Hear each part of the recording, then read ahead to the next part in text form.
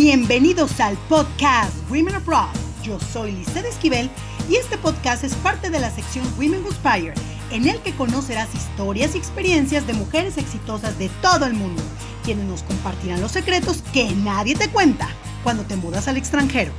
¡Comenzamos!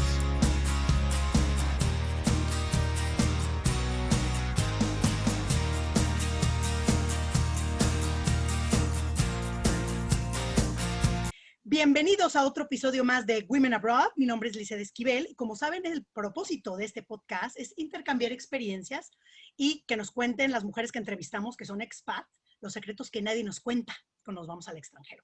Y hoy tengo una invitada muy especial. Ella es Amandine Weber, de nacionalidad francesa, con gran atracción por la cultura latina. Llegó a México en el 2006 para completar una maestría en Management Internacional en el Instituto Politécnico de la Ciudad de México. Trabajó en la Banca Nacional de Desarrollo Nacional Financiera. En 2011 llegó a Guadalajara para tomar el liderazgo del consorcio Creamoda Export. Y ese mismo año, el presidente de la Cámara de la Industria del Calzado le ofrece la dirección de dicha institución, coordinando de manera paralela el Consejo de la Moda también. Y bueno, ya en el 2019 tomó la dirección de la Alianza Francesa de Guadalajara. Amandine, muy buenos días. Bienvenida a Women Abroad. Buenos días, Lizeth. Un gusto estar contigo. Pues bueno, como sabemos, eres francesa y te viniste a México, ya anteriormente lo mencioné, por la maestría, pero pues pudiste haberla terminado y te regresas a tu país. ¿Por qué te quedaste en México? Pues la verdad por asombro. Desde que llegué en el 2006 justamente por esta maestría, descubrí un país multifacético, literal, que me encantó. Tuve la ocasión de viajar así de largo y tendido en todo el país, de mochilazo, que es lo que a mí me gustaba en ese momento ya más juvenil, más estudiantil. Y descubrí un pueblo muy alegre, muy cordial, muy festejo. Mucha cultura, muchísima cultura, 10 países en uno, o sea, cada estado tiene su especificidad y su microcultura, y la verdad me quedé por enamorada, ¿no? O sea, realmente enamorada del país. Me encantó todo lo que descubrí de México y ese es lo que me dio pues la pauta para quedarme. Y después por trabajo, encontré oportunidades muy interesantes de trabajo y eso obviamente pues confirmó, ¿no? El hecho de que me quería quedar aquí en México. ¿De qué parte de Francia específicamente eres? Yo soy de Normandía, donde se hizo el desembarque de la Segunda Guerra Mundial. Creo que también este es uno de los motivos por los cuales me expatrié. Soy de la parte de Francia en que 365 días del año está lloviendo o está nublado. Y somos de los franceses que más nos exportamos junto con los de Bretaña. Y por oportunidad laboral, la verdad es que también ya tenía ganas de conocer otros horizontes. Y América Latina siempre ha sido fuente de atracción para mí. Ok, y por ejemplo, tú como francesa, ¿a qué estereotipos te enfrentaste cuando llegaste aquí a México? O sea, Bueno, por ser estereotipos francesa, ¿qué sobre te yo pasó? como francesa, yo me quedé muy, ¿cómo se llama? Sorprendida de que aquí la cantante de referencia era Alice. O sea, para nosotros fue una de las cantantes más fallidas de toda la historia musical francesa. Y llegó aquí y cada vez que les decía, oye, ¿qué música conoces de Francia? Y me salían con Alice, que es, bueno, pésima cantante. Creo que fue de hecho muy público masculino, ¿no? Y pues el estereotipo que tienen, ¿no? Como nosotros en Francia tenemos el estereotipo del mexicano con su sombrerote recostado a un cactus, que en sí no tiene ni coherencia, nadie se recuesta a la sombra de un cactus, por obvias razones, pues nosotros igual, ¿no? Aquí los franceses los ven con su gato negro, su baguette, sus crepas, sin olvidar el beret o la boina, que es el muy famoso sombrero. También tienen una idea muy glamurosa de quiénes somos las mujeres francesas, cuando en realidad, o sea, comparando, pues ahora sí que mis paisanas a las mexicanas, nosotros nos arreglamos mucho menos que ustedes, que siempre ¿En están serio? con tacones altos, bolsita, ropa apretada, súper maquilladas, uñas pintadas. Bueno, en Francia la verdad es que el 80% de la mujer en el cotidiano no hace el mínimo esfuerzo para arreglarse ni para el trabajo. Entonces, esa parte también fue como como uno de los estereotipos que México tenía de las francesas en general cuando llegó. Y la última, que no realmente es un estereotipo, pues es la parte de que nos quejamos de todos. Los franceses estamos conocidos para decir no primero y ya después vemos. Y ustedes están al revés, es el sí para todo, aun cuando no es funcional. Y nosotros estamos al revés de todo, criticamos y quejamos, y pues esa es parte de las, pues sí, de las ideas que tienen de nosotros. Oye, pero ahorita que dices de lo que dices, me llama mucho la atención la parte esta de la vestimenta, porque efectivamente yo creo que a lo mejor un factor que hace que esto se refuerce mucho son las historias, todas las series. Por ejemplo, ahorita una muy famosa, la de Emily in Paris, que ha sido una sensación y que ha sido pues muy, a los franceses les molesta mucho porque ella remarca esos estereotipos que tú dices que no siempre son ciertos, pero lo que sí es, lo que me llama la atención es lo de la ropa. O sea, ¿no será que a lo mejor en París la gente sí se preocupa mucho por la apariencia y a lo mejor las otras francesas no tanto, solo las de París? ¿Será esa cuestión? ¿O Pues sí definitivamente y ni las no, o sea, es parisinas? decir, definitivamente pues París es un microcosmo en Francia, diferente al resto del país, y pues es la capital de la moda. O sea, es como Milán, te vas a Italia y Milán pues es una burbuja particular de Italia. Pero aún así, la realidad es que en el cotidiano nosotros no nos arreglamos tanto como lo quieren pensar, ¿no? O sea, las francesas en general prefieren la comodidad. De hecho, yo me acuerdo que pegó mucho un concepto que tienen en Nueva York, ¿no? De que todos se van en el metro con sus Nike y llegan al trabajo y ponen los tacones, ¿no? En Francia seríamos más de, nos vamos en Nike para la comodidad, pero nos quedamos en Nike en la oficina, ¿no? Entonces, yo creo que sí hay una idea, pre-recibida, como se diría, en el sentido de que somos capital de la moda, las mayorías de las pues, grandes empresas de la moda, lujo, etcétera, etcétera. Pero cuando te caminas por París, justamente pues te das cuenta de que toda la gente no está ultra arreglada, ¿no? La Y mayoría de la como todo, gente es... pero como es capital, la gente cree, o sea, pero fíjate qué interesante como romper todas esas ideas. Y por ejemplo, hablando de tu experiencia ya viviendo en México, ¿ya tienes cuántos años? ¿15? ¿16 más o menos? 13, 13, 3 ay, años. híjole, 13 Sí, años, no, ya pues un ya un rato. buen, ya hablas muy bien el español y todo, Sí. que a Bueno, ti no pues se me te marca costó, tanto el acento, ¿no? me Es costó. algo, te costó, pero eres de las pocas que he tenido la oportunidad de conocer francesa que no se le nota tanto el acento, lo tienes muy trabajado, entonces te felicito por eso. ¿A qué retos te enfrentaste así cuando llegaste? Ya hablamos de los estereotipos, pero háblame de tus retos. Tú como Pues francesa viviendo en México. precisamente el idioma, empezando por ahí. Cuando yo llegué, hablaba un castellano de secundaria, por decirlo así, o sea, un español básico, y yo llegué diciendo gracias. Y bueno, me callaron luego diciendo, a ver, aquí no se habla así. Y la verdad es que sí descubrí un idioma definitivamente mexicano, o sea, es un idioma aparte. Me costó muchísimo entender los modismos, los albures, o sea, pues 13 años no bastó para todavía estar entendiendo a veces lo que uno me dice, ¿no? La verdad es que sí es un idioma muy particular, fue un reto enseñarme el mexicano como tal, pero la verdad es que es una riqueza de idioma o sea, hoy me alegra mucho ya tener ese dominio del idioma, porque siento que hasta expreso cosas que ni en francés ya las puedo estar diciendo, ¿no? Entonces, eso fue un reto para muy interesante. Yo estoy apasionada por los idiomas. Como unos tienen el don de escuchar la música, de poder repetir las notas, yo cuando escucho en idioma la puedo ver escrita. O sea, pues, no sé, creo que es algo pues no sé, que ciertas personas tienen cuando aprenden un idioma, y yo escucho el inglés, el español, el árabe, lo que sea, y tengo esa capacidad de poder estar imaginando las palabras. Entonces, a mí el español, pues siempre es un idioma que me encantó porque es muy alegre, es muy musical, y bueno, pues el mexicano más todavía, ¿no? Entonces, por ejemplo, Este, para un francés que aprende, porque lo más lógico que cuando un francés quiere aprender desde Francia, pues aprende el de España.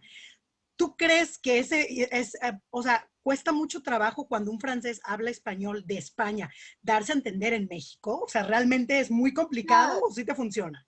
y si lo habla bien, el español no, porque sí hay una base. Más bien el francés lo que no le va a complicar comunicarse, le va a complicar entender lo que el mexicano le dice, porque por los modismos, por los albures, no tanto por el idioma, obviamente, pues es español, finalmente, ¿no? Hay una base común entre el castellano y el mexicano. Pero hay toda una parte de modismo y de albures pues, de albures, ya ves, hasta los R todavía se me traban, que hace que justamente lo vuelve muy interesante el idioma mexicano, porque traduce un mundo entero, una cultura del país, ¿no? Es una forma de ser y me encanta por ese lado, ¿no? ¿Cuál es tu frase favorita del español, aquí mexicano? O sea, la frase que Híjole. más te llamó la Híjole, atención o la... mira, ya hay una.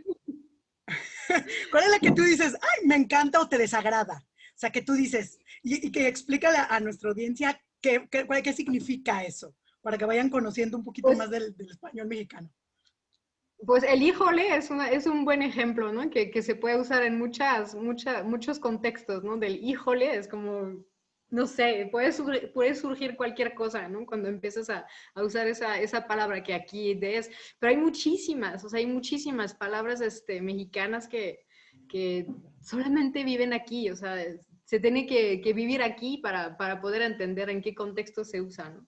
Hay muchísimas, no sé, digo, de repente, de hecho, la gente que pues sabe de mi origen francesa, pues se ríe, ¿no? De escucharme emplear modismos que son netamente mexicanos, ¿no?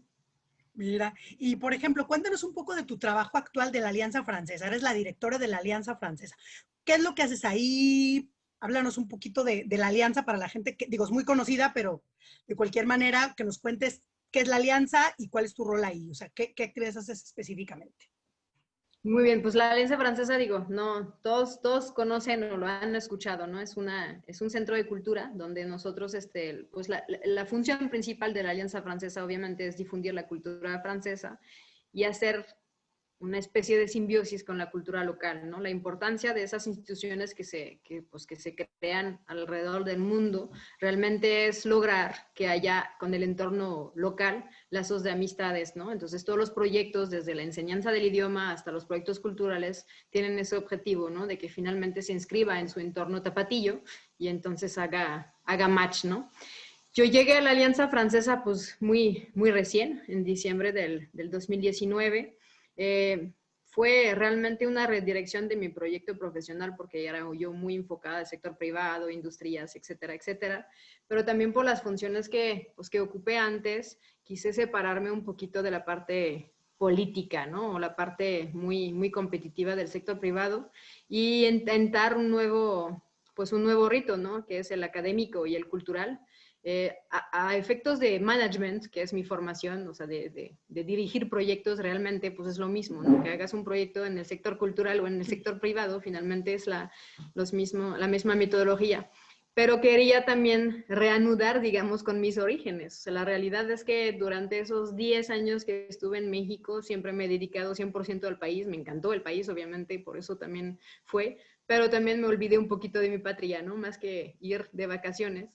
Y este puesto en la Alianza Francesa, pues es una manera también de reconectarme con mi país, con mis orígenes, mi cultura, y ver de qué manera yo puedo también aportar a México algo de donde vengo, ¿no? Entonces, principalmente fue porque yo acepté este puesto en la dirección de la Alianza Francesa. Es un gran reto, todavía porque yo entré prácticamente en pandemia, Sí, entonces fue muy complicado estar lanzando también proyectos, pero aún así estoy muy satisfecha porque hemos encaminado pues toda la transición digital de Alianza Francesa, los cursos a distancia, el método de enseñanza a distancia, etcétera, etcétera, y ha sido muy satisfactorio. Entonces, pues estoy contenta por el momento del papel que he podido realizar en la alianza. Está complicada la situación definitivamente, pero tengo un equipo muy comprometido y pues va bien, vamos bien, creo yo. pues poco a poco, ¿no? Ahí intentando salir adelante en esta situación. Y por ejemplo, hablando de tu experiencia en general, tanto en la Alianza como en otros trabajos que has tenido aquí en México, háblanos de la cultura laboral. ¿Cómo es la cultura laboral en Francia y cómo es la cultura laboral en México? Como para entender esas diferencias que hay en el campo laboral, para que las personas que vengan aquí a México a través de tus ojos, de tu experiencia, puedan entender un poco cómo se maneja aquí en México la parte laboral. Sí, sí hay mucha diferencia. La realidad es que sí las hay. A nivel laboral, ¿qué te puedo decir? Aquí en México yo sí descubrí un mundo con muy poca formalidad. O sea, los empresarios, digo, yo trabajo en el sector industrial, que realmente es pues, el corazón, el motor, digamos, del país a nivel económico, y sí he descubierto, pues, con tristeza, por decirlo así, empresarios muy centaveros. Como dicen, ¿no? Empresarios ricos y empresas pobres. Muchas veces el mexicano se enfoca mucho en invertir en su vida privada en vez de invertir en su negocio, y el trato laboral a los empleados tan no es tan progresista como lo podría ser en Francia, ¿no? Las políticas laborales son muy pobres para el trabajador, hay pocas, no sé, en Francia tienes prestaciones para todo, ¿no? Para ayudarte a ir de vacación, para ayudarte con tus hijos, la jubilación, etcétera, etcétera. Aquí todo es muy light, es muy ligero, es muy discutible. Conocí muchos empresarios que declaraban la mitad del sueldo del empleado para no pagar tanto impuesto, o sea, como que no hay, no hay esta intención de desarrollar al humano, ¿no? Al bienestar en la sociedad, ¿no? Y lo que como mujer a mí me chocó más que nada en México fue el tema de las políticas laborales para las mujeres. O sea, son inexistentes. O sea, en Francia como mujer tienes muchísimas ayudas para poder trabajar. Desde la escuela, que te cuidan a tus hijos de 8 a 6 de la tarde. Aquí pues las escuelas a la 1:30 es haz como puedes. Muchas ayudas que permiten allá a la mujer de trabajar, y aquí la verdad pues es un rompecabezas. Digo, yo tengo un hijo de 9 años y la verdad es que pongo la mitad de mi sueldo a que entretengan a mi hijo cuando yo estoy trabajando. Entonces, esa parte la verdad es no es muy saludable, digamos, del sistema mexicano. Ahora, cosas positivas que yo he visto aquí en México y que no hay en mi país es la posibilidad o las oportunidades de crecer que no, a mi parecer, no existen en Francia. En Francia la jerarquía es muy rígida, o por lo menos los escalones que pasas en función de tu edad. O sea, yo los puestos que he tenido aquí en México, te apuesto que nunca las había tenido allá en Francia, por edad, por falta de experiencia, etcétera, etcétera. Aquí la verdad se me ha dado las oportunidades, se me ha dado la margen de autonomía para poder avanzar, crecer, proponer, innovar, intentar, equivocarme, reempezar, y la verdad es que eso es, bueno, yo siento que es de aquí. No sé si también hay una parte del malinchista que dicen que a Sí, yo veces creo que es un dan factor. oportunidad al extranjero, y entonces pues por ser francesa creyeron en mí, pero la realidad es que a mí me ha funcionado. Todos los trabajos que he tenido aquí en México, digo, no digo que han sido súper bien pagados ni mucho menos, pero por lo menos siempre me han dado la oportunidad de probar, de ensayar, de experimentar, lo que sé que no hubiera estado posible en Francia. Y eso me ha permitido que hoy tenga puestos directivos a pues 35 o 6 años, lo que en Francia es inimaginable. Entonces, Fíjate. esa parte, la verdad, esa libertad que me han dado aquí a nivel profesional, pues la súper agradezco a México, porque sé que en Francia no hubiera sido pues lo mismo. A nivel de los equipos de trabajo, yo creo que los mexicanos son muy comprometidos en general. Todos los equipos de trabajo que he tenido siempre le apuestan, se motivan. Cuando hay un discurso detrás que los motiven, es muy fácil que adhieren al proyecto. Mucho más que en Francia, que nos quejemos por todos, que no queremos más. 35 horas a la semana son 35 horas y no hay más. Y mientras que aquí, la verdad, la gente estira lo que pueda de su capacidad para funcionarlo. Ahora, la diferencia es también la formación académica.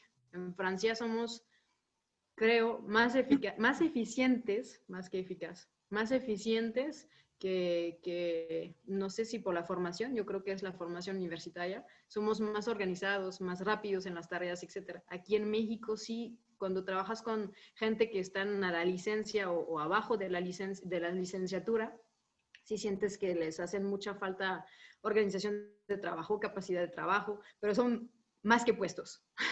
Pero luego Tienen les buena falta como, intención, pero les falta un entrenamiento más de gestión de ajá, tiempo y toda esa y la cuestión. parte crítica, que por lo regular son muy atentos a que les digas cómo hacer, y no tienen como esa soltura de decir yo me imagino, lo diseño y lo hago, ¿no? Entonces, como que de lo que yo he visto, porque he estado en la universidad, bueno, en el Instituto Politécnico, es que acumulan mucho conocimiento, o sea, son literal reservas de conocimiento, aprenden muchísimas cosas, pero no usan ese conocimiento para Bueno en aplicarlo. planeación, pero malos en ejecución. O sea, las universidades de aquí en México les falta más práctica, por lo que te estoy Sí, entendiendo, así a es. la diferencia de las francesas. Fíjate qué interesante también conocer esta cuestión de cómo se manejan los equipos.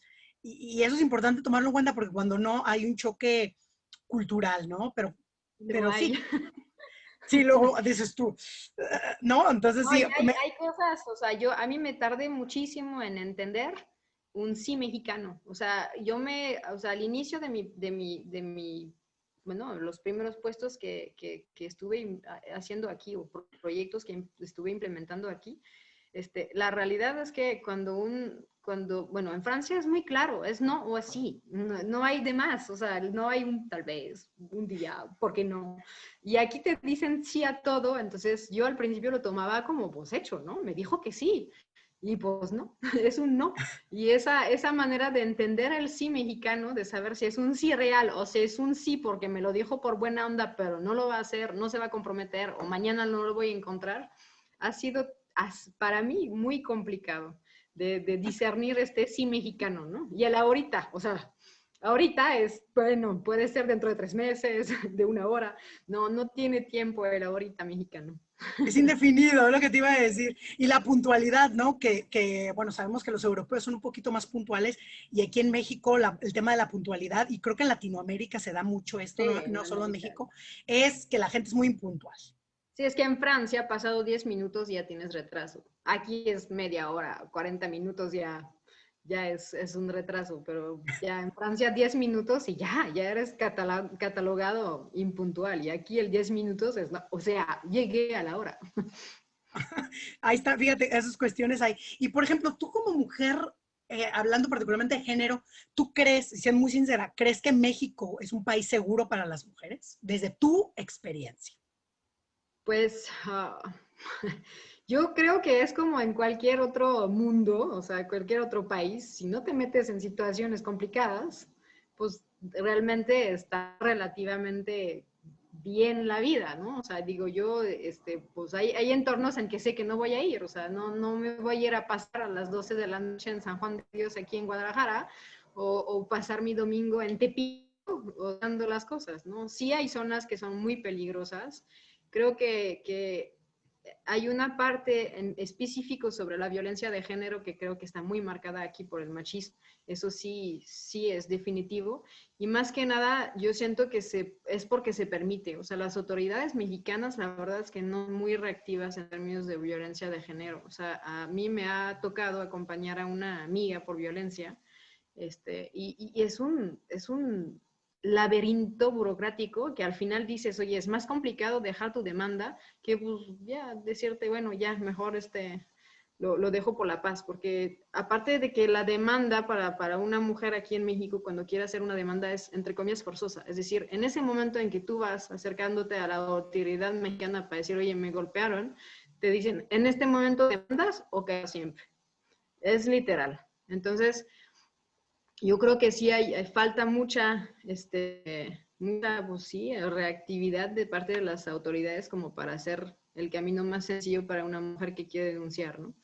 Y pues un respaldo psicológico, no sé, de protección que no se da, o sea, que no existe aquí. Y en Francia pues sí está más cuadrado toda esa parte, ¿no?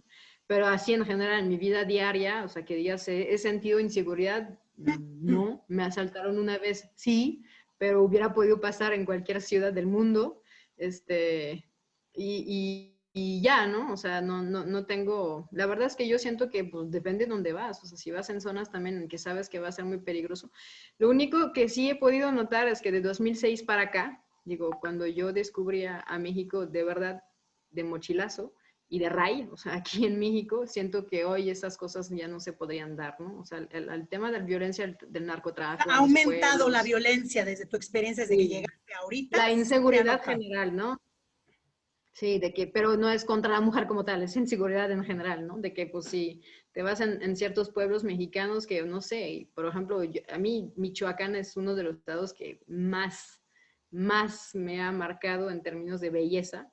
Y hoy, pues me la pienso 2 veces cuando digo, quiero ir a tal lugar de Michoacán, ¿no? En la sierra, que no sé qué, para ver la iglesia sepultada y demás, porque pues no, ya no tengo tanta, pues sí, tranquilidad en estar circulando así como lo hacía en 2000. A lo mejor también soy más consciente que antes, ¿verdad? Por la edad, También. pero... Pero, por ejemplo, Ciudad de Sí. México es una ciudad mucho más compleja y más violenta que Guadalajara o San Luis Potosí. También depende mucho de la zona de la ciudad o del estado al que tú vayas, como tú dices. Michoacán es muy Totalmente. complejo, a lo mejor, pero Monterrey es mucho más seguro. Entonces también depende. Y, por ejemplo, hablando de puntos específicos, te voy a hacer, por ejemplo, háblanos de la comida mexicana. ¿Cuáles son los platillos que más te gustan de la comida mexicana? O sea, imagínate que alguien se va a mudar a Ah, México y tú como francesa recomiéndale ciertos platillos. ¿Qué es lo que sí tienen que probar cuando lleguen el a México? pozole. El pozole, en primer lugar. Yo soy súper fanática del pozole. Uh -huh. El mole también, el mole oaxaqueño o poblano, para mí es de mis comidas estrellas aquí en México. Y en general, las salsas de Chile. O sea, yo digo, como francés es muy extraño porque me acuerdo que una vez traje aquí a México de chile de Espelette, que es nuestro chile más picoso en Francia, que ni se acerca al Tajín. Entonces es para decirte que no, nuestro paladar está en cero en términos de chile. Y yo la verdad digo, pues ya después creo que de 13 años, o sea, yo no podría imaginar una comida sin chile. A mí me encantan todas las salsas que hacen de molcajete, bueno, estoy súper fan de las salsas mexicanas en general en la gastronomía. Tiene Ya te una muy bonita acostumbraste. gastronomía. Sí, sí, no, y me encanta, o sea, yo hago salsa, Y cocino dices, mi yo en la salsa. ¿Dónde está mi salsa?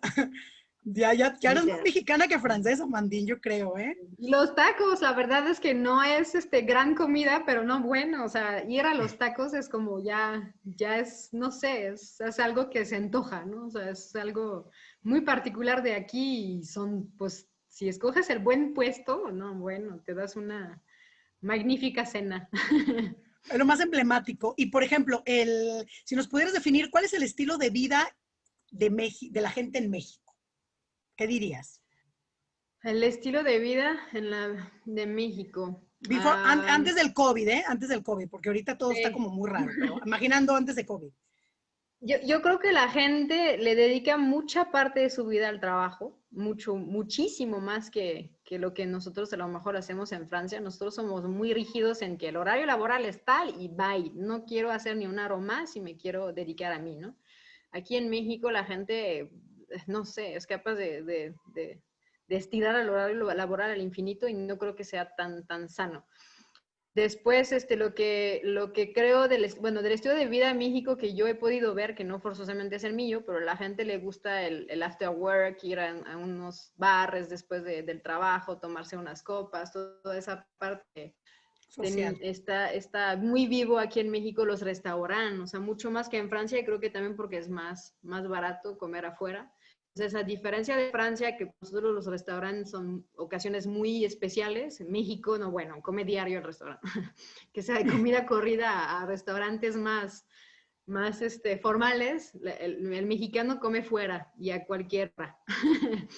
Y Mm, la parte alegre y festeja, o sea, hacen muchas reuniones, les gustan mucho verse entre sí, lo que en Francia no se da tanto de esa manera. Nosotros somos más de momentos muy específicos, digamos, para vernos. Nosotros hacemos mucho de los cafés, de vernos en un café para tomar un traguito y demás. Y aquí es más como más en ambiente de fiesta, de verse. Y lo mm. que noté mucho de México es la parte familia, que nosotros no tenemos en Francia. Aquí hay mucha reunión familiar, les gustan verse entre ustedes y la verdad es que eso en Francia no es muy ocasional, ¿no? Y aquí sí tienen un espíritu familiar muy marcado, muy Sí. bonito. La verdad es que he visto mucho menos conflictos entre generaciones de niños con adultos, o sea, tienen un convivio más fluido, más ligero, más alivianado. En Francia, hacer reunir adolescentes con adultos o niños con adultos siempre sale en pleitos o en conflictos, ¿no? Y por ejemplo, hablando de costumbres y tradiciones, ¿qué fue lo que más te llamó la atención? O las costumbres o tradiciones más que tú dices, ay, mira qué interesante, ya sea porque te gustaron o porque se te hicieron muy extrañas. Día de Muertos. el Día de Muerto. Es una de las tradiciones que me dejó más impresionada aquí en México. Es un momento sumamente bello, muy particular, muy interno, no sé, muy de ustedes, muy alegre, o sea, festejar la muerte, o sea, nadie en el mundo más que México lo hace, y creo que es muy positivo porque permite que los lutos sean vividos de otra manera, ¿no? Porque la muerte ya hace parte de la vida en México, y está padre que sea así porque, pues, en vez de ser tristeza, es una fiesta, ¿no? Y Nos pues, no sé, burlamos. sí, pero revierte toda la parte de, no sé, sí, de conceptualizar la muerte, ¿no? O sea, aquí, digo, en Francia, pues la muerte, no sé, fuente de tristeza, de depresión, de que te agüites, y aquí no, ¿no? Aquí es una fiesta y es muy bonito, la verdad es que es una tradición que es increíble, y pues yo cada vez que hay Día de Muertos encuentro un pueblo mágico donde voy y quiero ver qué hacen, cómo lo hacen. Fui mucho en Michoacán, justamente, donde se hacen Más cervezas fuerte, padrísimas. Michoacán.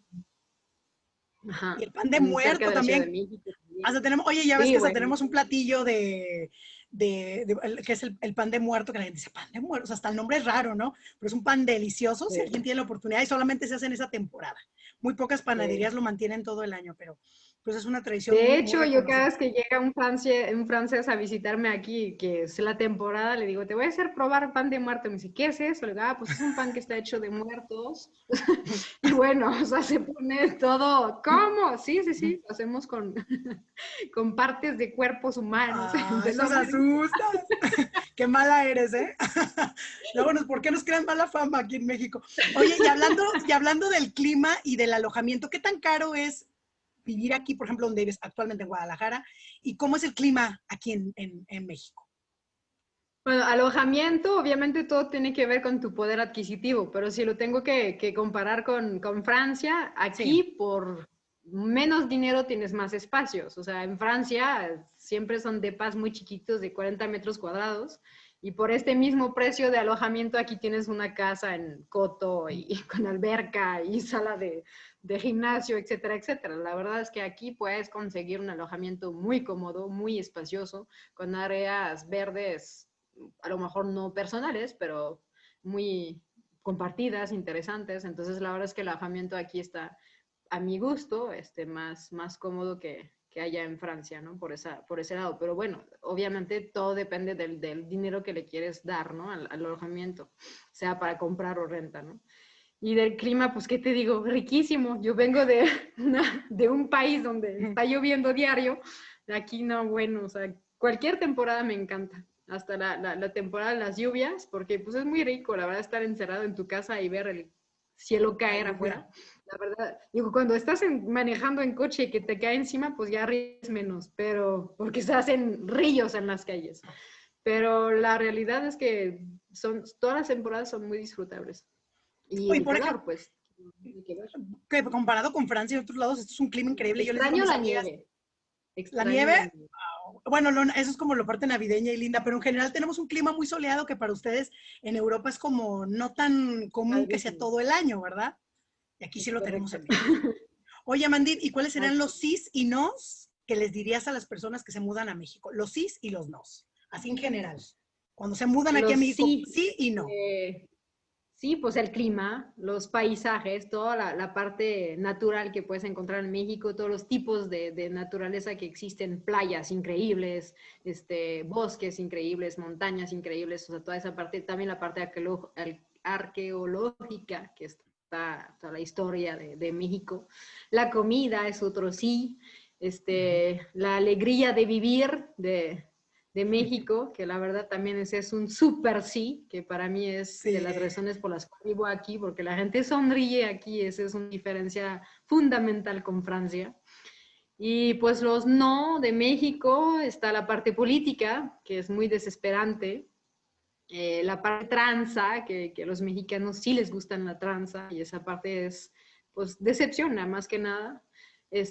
La parte religión sin espiritualidad, de que tienen fe ciega sin criticar, Y la parte, pues, violencia, narcotráfico y todo lo que vemos del ahogado, del ahorcado, del decapitado y todas esas noticias Que feas de aquí es muy México, ¿no? normal, ¿no? Y tú, Desde mi sí. parte, no.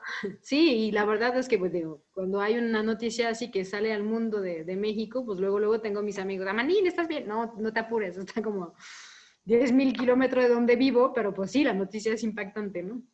Oye, por ejemplo, en el caso de tu estatus migratorio, eres residente, ciudadana, ¿y cómo lo conseguiste? ¿Pediste un permiso? Soy, ay, ha sido todo un tema. Los trámites migratorios en México son una pesadilla literal. Soy visa permanente. Hubo un cambio en la ley migratoria cuando estuvo Peña Nieto.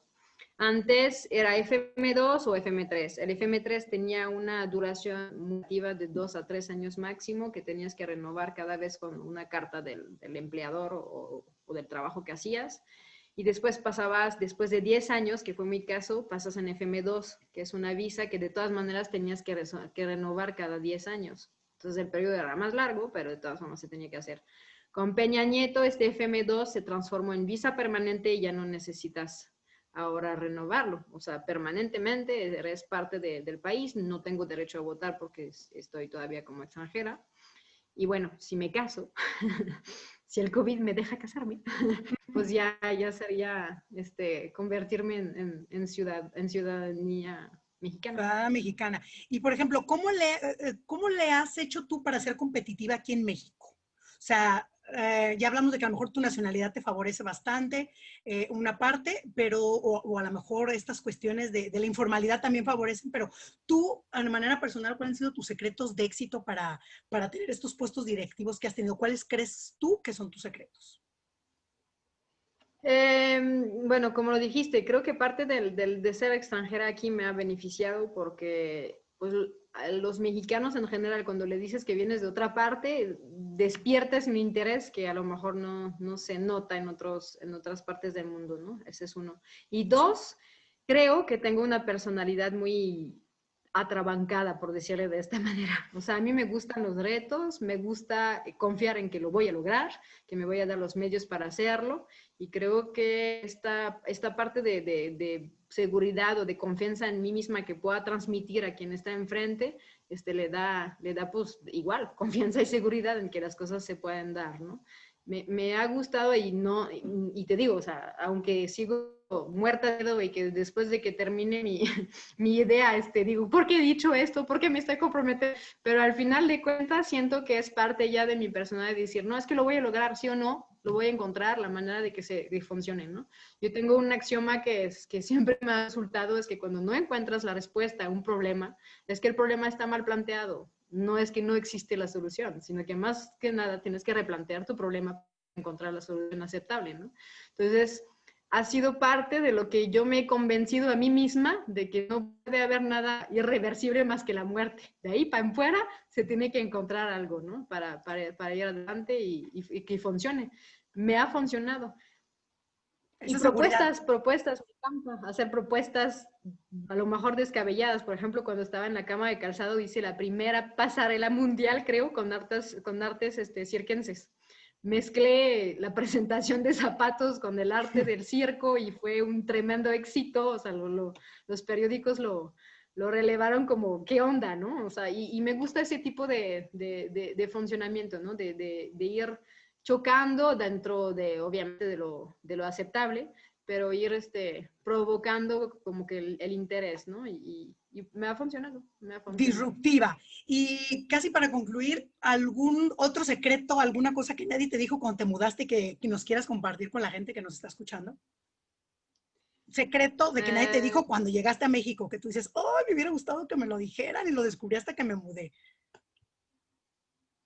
da, buena pregunta. ¿Qué podría ser? Creo que el descubrir el valor de un sí aquí en México, de saber cuando un sí mexicano es realmente un sí, de que se va a dar, se va a hacer y saber cuando es un sí y no. O sea, te digo que sí porque tengo miedo a tu A que reacción te a mí no, enojes. Uh -huh. no se va a hacer, ¿no? Creo que si yo hubiera llegado aquí en México sabiendo que un sí no es siempre un sí, me hubiera evitado bastantes errores o fracasos dentro de mi trayectoria.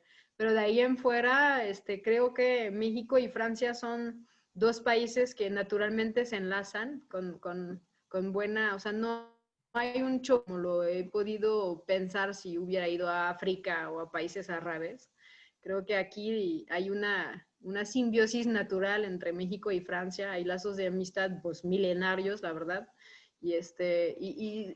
o sea, cada cultura se reconoce en la otra, ¿no? O sea, sí hay disparates, pero finalmente no somos tan alejados en manera de ver la vida, de ser feliz, de buscar sentido a lo que uno hace en la vida, ¿no? Entonces, pues por esa parte yo me he sentido bien aquí, súper bien acogida, siempre muy bien aceptada, nunca me he sentido ni sola a pesar de no tener ni un familiar, ni un, aquí en México, siempre me he sentido de verdad muy bien acogida por la sociedad y las amistades aquí en México. Sí, es una de nuestras características, la amabilidad y la calidez con la que tratamos a todo mundo, ¿no? Y, por ejemplo, alguna web o algo útil para la gente, alguna página, no sé, es que tengas ahorita en mente que quiera recomendar a alguien que se va a mudar, que crees que pueda ser útil en Pues su ahí transición. existen muchos grupos en Facebook que son que te ayudan mucho a orientarse, o sea, los franceses a Guadalajara o en México, donde sea que vayas en México, hay un montón de grupos en Facebook de franceses que se juntan y o mexicanos que les gustan Francia y que entonces se meten en esos grupos y ahí son llenos de tips, ¿no? O sea, cada vez que tienes una pregunta, la lanzas y siempre tienes 100 comentarios de alguien que pasó por ahí y que le pasó lo mismo. Si no, pues prácticamente, digo, ha sido para mí los sitios, digamos, para tips en el cotidiano, ¿no? Que he consultado para cuando se me atora algo por mi característica francesa, digamos. Entonces los grupos de Facebook. Y, por ejemplo, menciónanos tres dijimos, 3 lugares turísticos. 3 lugares turísticos de Guadalajara para la gente que se llegara a mudar aquí, específicamente aquí, esta parte de México. Wow. 3 lugares que tienen que ir cuando lleguen a Guadalajara. ¿Guadalajara o el estado? Bueno, al estado en general, sí, el estado de Jalisco, vamos a decir. Entonces, las playas, el Costa Alegre. Costa Alegre para mí es de los lugares más bonitos de este estado. ¿Qué más me ha gustado en Guadalajara? Las cascadas de Huaxtla, que están por la Barranca, por San Cristóbal, ahí por la Barranca, San Cristóbal, no me acuerdo, San Sebastián, bueno, por las cascadas de Huaxtla, ¿no? Por la Barranca. Y ese es un lugar preciosísimo no he ido para caminar. Pues lo voy a anotar. Verdad, y eso que aquí vivo, lo voy a anotar. Aparte hay parques como de ecoturismo y hay muchísimas actividades para caminar en la naturaleza, cascadas, etcétera. Muy bonito. Y bueno, de mis corazonadas también está Tlaquepaque, que es para mí un lugar dentro de la ciudad muy bonito. Que es no sé, es como un pueblito adentro de la ciudad en que, no sé, cuando vas sientes que ya saliste de Guadalajara, ¿no? De la gran urbe. Sí, es como un pueblo en forma de ciudad. Y ya finalmente, Amandín, algo con lo que quieras cerrar o terminar, el último comentario para nuestros escuchas, nuestros oyentes, algo que quieras decir, consejo, comentario, lo que sea, para cerrar tu participación el día de hoy.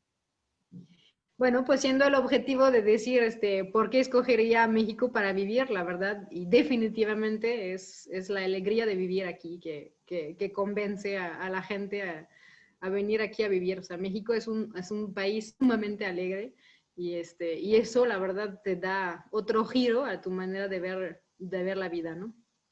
Entonces, okay, pues, sería tu consejo. No, pues te agradecemos mucho, Amandín, mil gracias por tu honestidad, por tus comentarios. Y pues bueno, no se pierda nuestro próximo episodio de Women Abroad. Gracias.